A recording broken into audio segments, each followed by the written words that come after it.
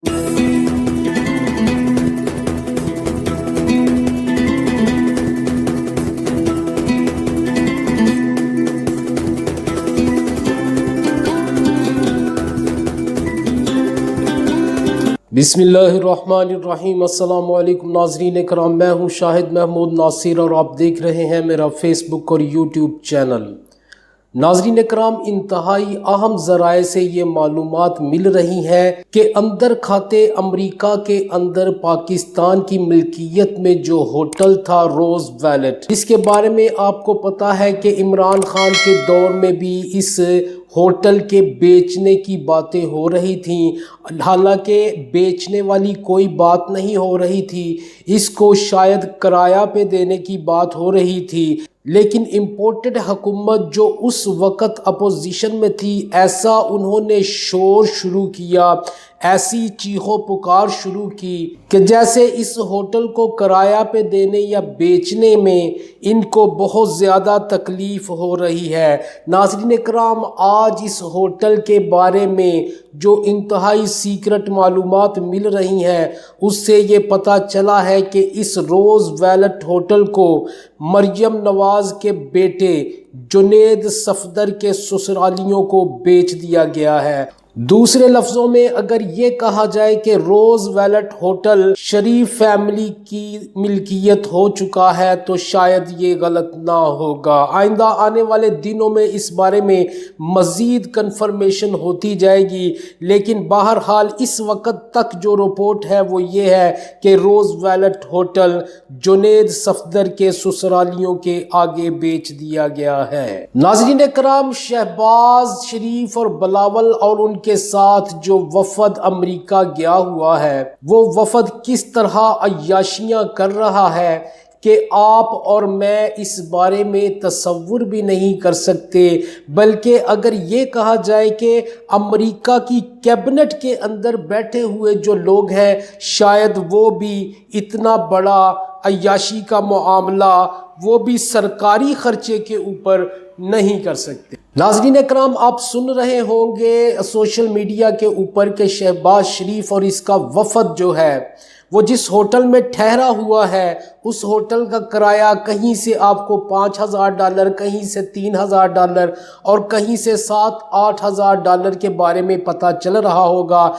लेकिन मैं आपको बताता चलूं कि उस होटल का असल जो किराया है वो $10,000 के करीब है। यानी उस होटल के अंदर रहने का, जो एक कमरा लेने का जो किराया है, जो रेंट है, वो $10,000 यानी पाकिस्तानी 24 से 25 लाख रुपए में ये एक बंदा पड़ रहा है आपको, जो अमेरिका के अंदर गए हुए हैं। नाज़रीन कराम, यकीनन अमरीकी भी सोच रहे होंगे और मजाक कर रहे होंगे पाकिस्तानियों को, और ख़ास तौर पे हमारे इन हुक्मरानों को जो हम पर मुसल्लत किए गए इम्पोर्टेड की शक्ल में, कि ये कैसे लोग हैं, ये कैसे भिखारी हैं, ये कैसे मांगने वाले हैं, जो हमसे भी ज़्यादा पुरतईश ज़िंदगी गुजारते हैं और आते हैं हमारे पास मांगने के लिए और लाखों डॉलर यहाँ अपनी अय्याशियों में खर्च कर जाते हैं। खुदा की कसम नाज़रीन कराम, ये दो पार्टियाँ, ये दो ख़ानदान,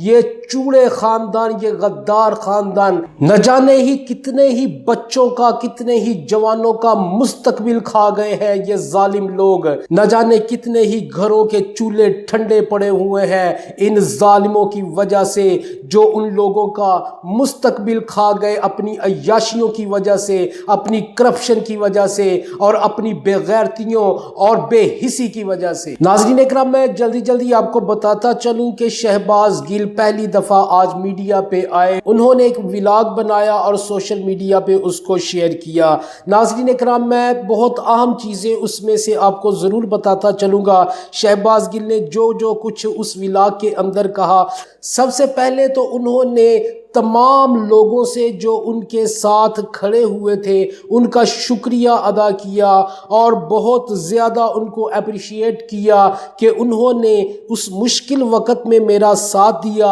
اور میرے لیے کھڑے ہوئے۔ ناظرین کرام، مزید شہباز گل نے کہا کہ دوسروں پر تشدد ہوتا دیکھ کر خوش ہونے والوں کو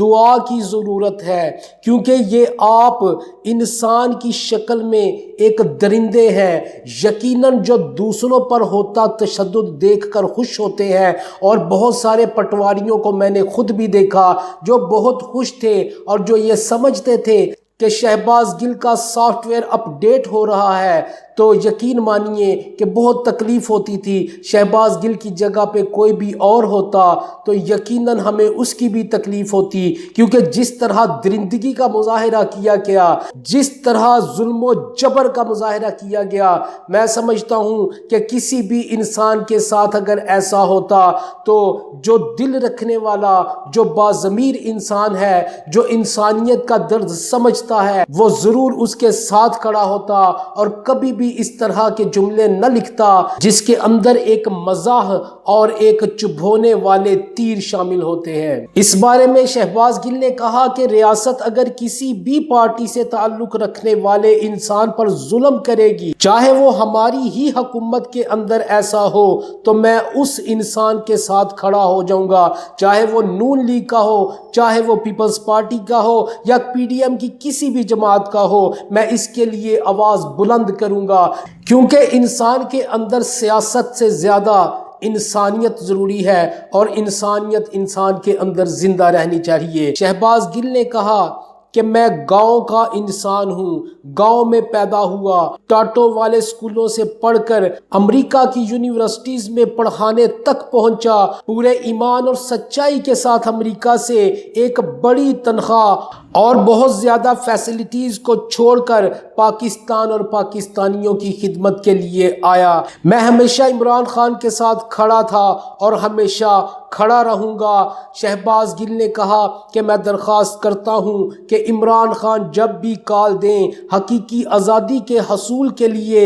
لبیک کہیں اور اس کے ساتھ نکلیں۔ اپنی ماؤں، بہنوں، بیٹیوں اور تمام لوگوں کا شکریہ ادا کرتا ہوں۔ ناظرین اکرام، کل رحیم یار خان میں خان کا جلسہ ہے اور اس جلسے میں جو خطاب ہوگا وہ پورے پاکستان میں دکھایا جائے گا، لیکن اس خطاب کا اصل جو مخاطب ہوں گے وہ خاص طور پہ اسلام آباد کے لوگ ہوں گے، کیونکہ اس خطاب کے اندر خان کی جانب سے بہت اہم پیغام ہوں گے جو اسلام آباد کے لوگوں کے لیے خاص طور پہ ہوں گے۔ ناظرین کرام، حکومت نے پلان تیار کیا ہے کہ خان کے مارچ کے اندر کچھ ایسے پلانٹڈ لوگ ڈالے جائیں گے، اس میں شامل کیے جائیں گے جو اسلام آباد اگر پہنچ جاتے ہیں تو وہ لوگ انتشار پیدا کرنے کی کوشش کریں گے، وہ لوگ فائرنگ کریں گے کسی بھی وجہ سے، اور پھر اس فائرنگ کو وجہ بنا کے یہ امپورٹڈ حکومت اس مارچ کے اوپر دعویٰ بولنے کی کوشش کرے گی اور اس مارچ کو خونی مارچ بنانے کی کوشش کرے گی۔